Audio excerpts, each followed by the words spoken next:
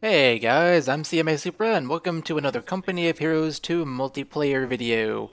In this video, rather than talking about the game like I normally do, I actually want to spend a bit of time talking about the latest update that just came to Company of Heroes 2, and that is the March Deployment Update patch, which came yesterday on March 25th. One of the new maps that was added in the update is the map that you're looking at right now on your screen, and that is the Stalingrad map. And this is my first time ever playing this map. It's also my opponent's first time playing this map, and so we didn't really know what we were doing on this map. However, upon first glance, he and I both fully recognized one thing, and that is that this map is heavily biased towards submachine gun units and units that are really good in close range because there's a ton of buildings and there's no real long paths for like MG42s to fire at and suppress tons of infantry. There's no big paths for AT guns or anything like that. You wouldn't want to buy an SU-85 here. Is that the right name? SU-85? I think that is. Yeah, SU-76 is the artillery thing. Yeah, you wouldn't want to buy an SU-85 or something like that, because that uses its long sight range to its advantage, but there's really no long sight range in this map. I mean, there are streets where you have long sight range, but it is so easy to flank on this map that your SU-85 would not last very long if your opponent has anti-tank infantry. So, here we have our first battle. It is Engineers versus Pioneers, and here we can see one of the changes that has been made to the game. It's actually the biggest change in the update. So now, well, I guess before in the old Company of Heroes 2, as we should call it now, I guess, weapon profiles were kind of flat. Like, a unit might be slightly better at long range or slightly better at close range. Now it's been put to the extremes. All infantry is either really good at close range or really bad at long range. Well, it'd have to be those two at the same time, and then also the inverse, where it's really bad at close range and really good at long range. Anyways, what I mean is that it's been made to the extremes. So now if a unit is good at long range, such as Grenadiers, you want to keep them at range because they will do far better if there were something like conscripts or something that's good at close range. And with conscripts, you do want to charge forward into the grenadiers and get as close as you can so that your weapons do the most damage possible.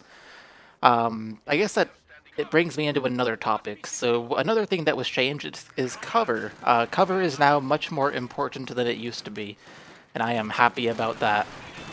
It was one of the great things about Company of Heroes that made it such a good game.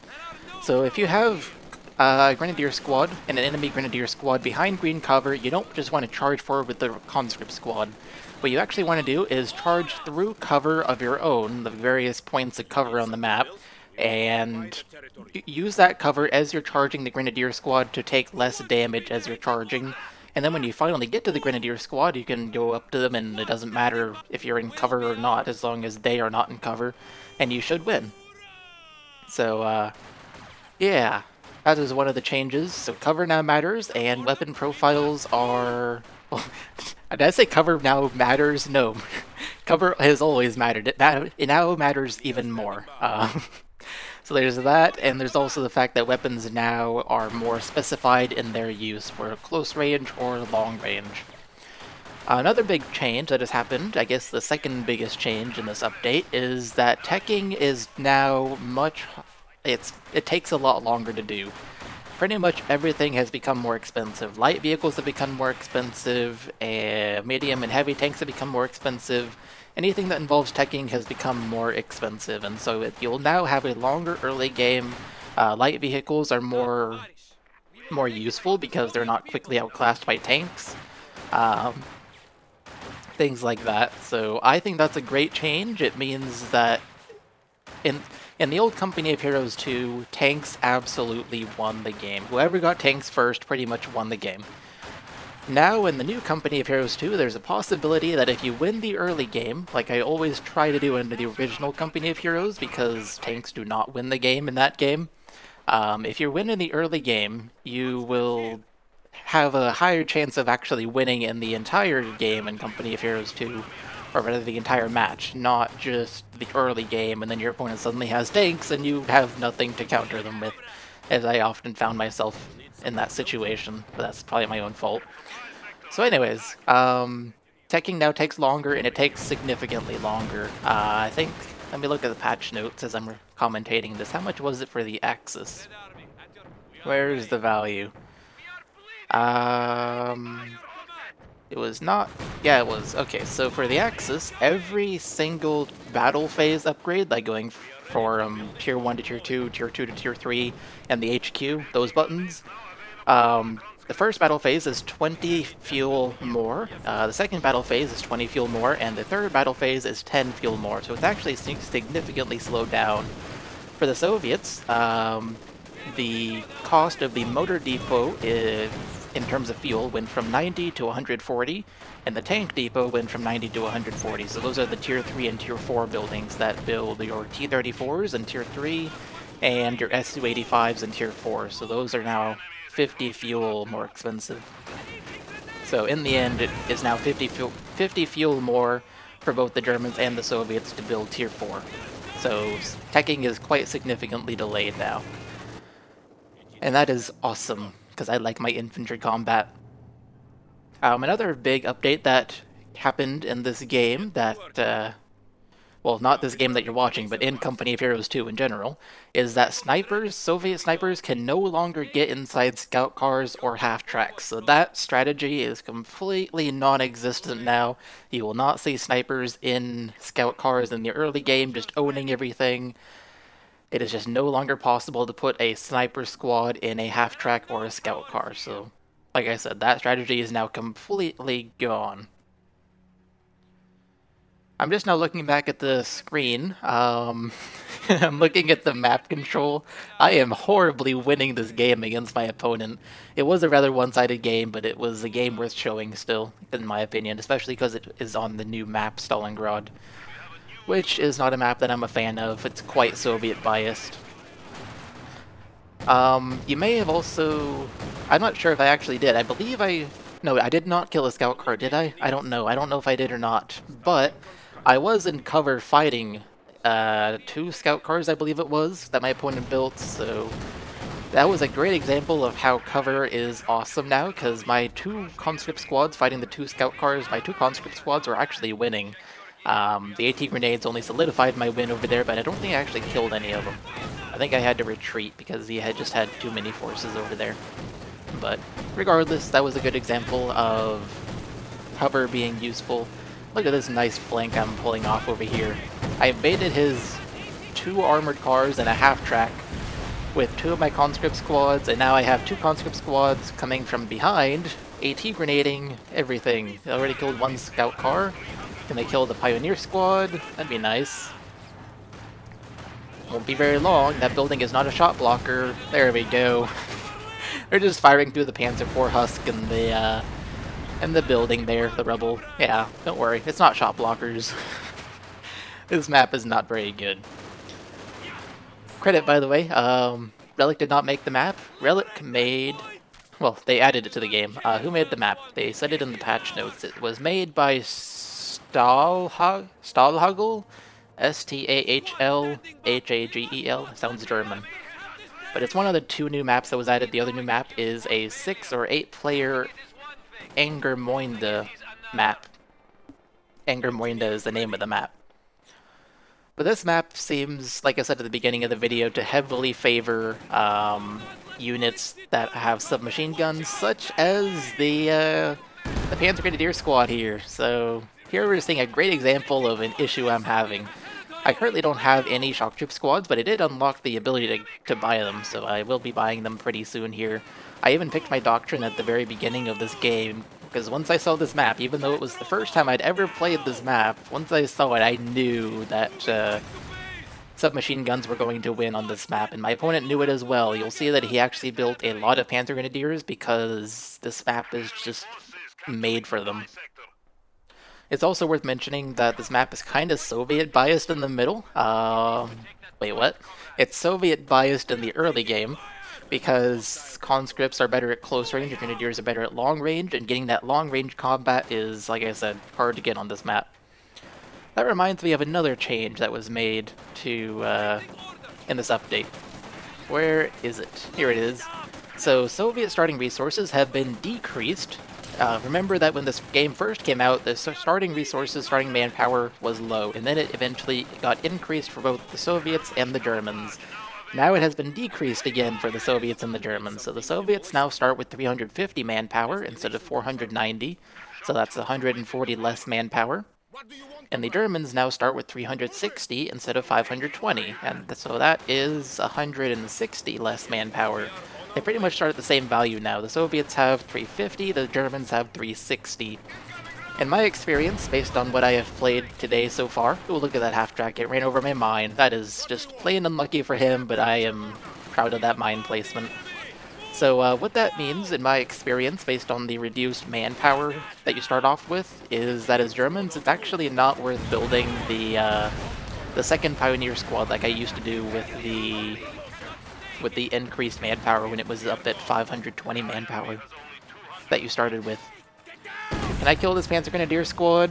Can I do it? Can I kill it? Nope, it gets away. That reminds me of another change that was made that I wanted to talk about. So, retreating. Retreating is now more helpful. And this is plain awesome. I've always hated retreating in Company of Heroes 2. In Company of Heroes 1, retreating really, really helped you out. If you somehow ended up in a really bad situation without seeing it coming, like maybe 5 Panzer IVs are charging one of your conscript squads, that conscript squad was going to be dead. Even if you hit the retreat button the second that those Panzer IVs appeared, if you wait a minute to hit the retreat button, you deserve to lose your squad. But yeah, if you hit the retreat button the second those Panzer IVs appeared on the map, you would still lose the squad, but now you actually might have a chance of surviving. Retreating is now more useful. Basically, the change that was made is received accuracy when retreating has gone from 0.5 to 0.4, so they are, what is that, 20% more durable now when retreating than they were before? Infantry squads are? Yeah, I think that's 20%. So, oh yeah, this part of the video is funny. Look at what's going on here. There are dead men just crawling around because they died to mines, and these are the best minesweepers I've ever seen. They're sweeping the mines so there's one remaining soldier in the squad doesn't die. Yep, they're doing their job. Best minesweepers ever, and then one of them sets off a mine that actually kills the last guy, which I was sad about. But I was cracking up at that. I didn't really care that I lost the squad because it was just so funny. I actually took my hand off the mouse and keyboard and was just cracking up when that was happening. Best minesweepers ever. Oh, that was awesome. Another major change that I'm just looking at here as I'm looking at the patch notes that was made to the game is that light vehicles no longer make 3-point turns. So before, when a light vehicle got stuck, you'd have to reverse and then start going forward in another direction. I don't know what they do now with 3-point turns, is not what they do, but apparently it makes for better pathfinding.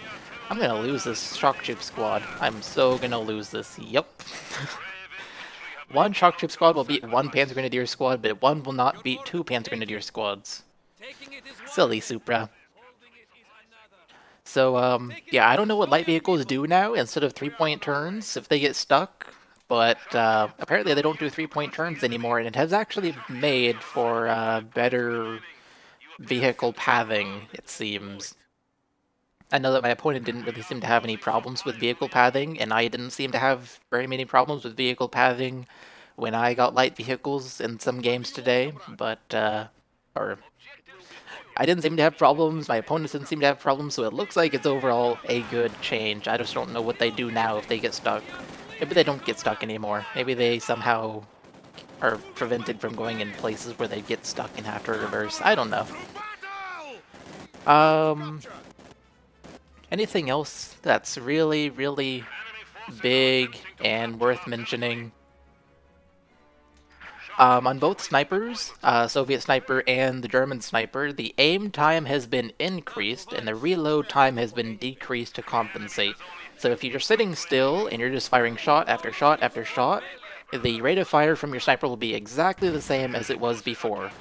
However, if you are taking a shot and then moving, it will now take longer for each shot to happen because it takes longer for the sniper to stop moving, aim down his scope, and actually pull the trigger. So It is now more efficient to have your snipers sit still and fire rather than moving and firing, moving and firing, because the rate of fire will now be lower than it was before. Look at these shock troops just owning it up. My opponent's down to 24 victory points, so that's excellent. One thing you'll notice me doing in this game is you'll notice that I haven't actually built Tier 3 or Tier 4. This was actually an accident. I fully intended to build Tier 3, it just never happened. But, oh, that hurt. But, yeah, I didn't end up building it in the end because I figured worst case I can get a KV-8 or an IS-2 here pretty soon. And this is one of the side effects of teching being slower. It is now almost worth, it is not exactly worth, but it's almost worth not teching at all and just buying a bunch of infantry and a bunch of things from Tier 1 and Tier 2, and then just waiting for a super tank from your doctrine. It's almost worth doing that instead of teching. You still can get lighter tanks that are not part of your doctrine pretty easily.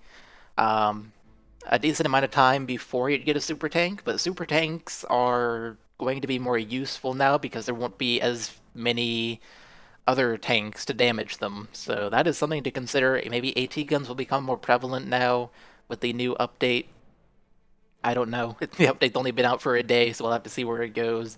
But that is something worth mentioning. So super tanks might be more powerful now than they were before as a side effect of teching being slowed. It didn't look like super tanks had their price increased, so they may need a price increase somewhere pretty soon. Another thing I want to mention is that there's a chance the Soviets are overpowered. In all the games I played today, I always lost to the Germans and always won as the Soviets, so there's a chance the Soviets are overpowered, but this is a major update. There were a lot of changes made in terms of manpower costs, fuel costs, weapon damages, armor changes, veterancy changes. If you want to see the full change log, the patch notes, I will link them in the description below. But there were a lot of changes, so I'm sure there's a lot of balancing that needs to go on after this major patch. So I'm not too worked up if the Soviets are overpowered, but there's a chance that they are. Maybe you guys have had the same experience today, maybe not. You can let me know in the comments. So I'm looking at the patch notes, and that seems like everything that I wanted to mention. The video timing was just perfect. I guess another change that I did want to mention, actually, is that the commander card layout has been reversed. So when you haven't yet picked a commander or a doctrine, it's now opposite. It used to be that the topmost item was the most expensive one in terms of CPs. Now the bottom one is the most expensive, and the top one is the cheapest. So it's more like it was in Company of Heroes 1. And honestly, it feels backwards to me now, but it's just a matter of getting used to it. So I thought I'd mention that so you guys aren't surprised when you go in game and you're just like, what? Why are the abilities in reverse? Because they're in reverse because of the update. So, anyways, guys, I think that's going to do it for this video. I think I mentioned everything that I wanted to mention, so that is good. I hope you all enjoyed the video and found it helpful. Let me know your opinions on the latest patch in Company of Heroes 2, and I will see you all in the next video. Bye, guys.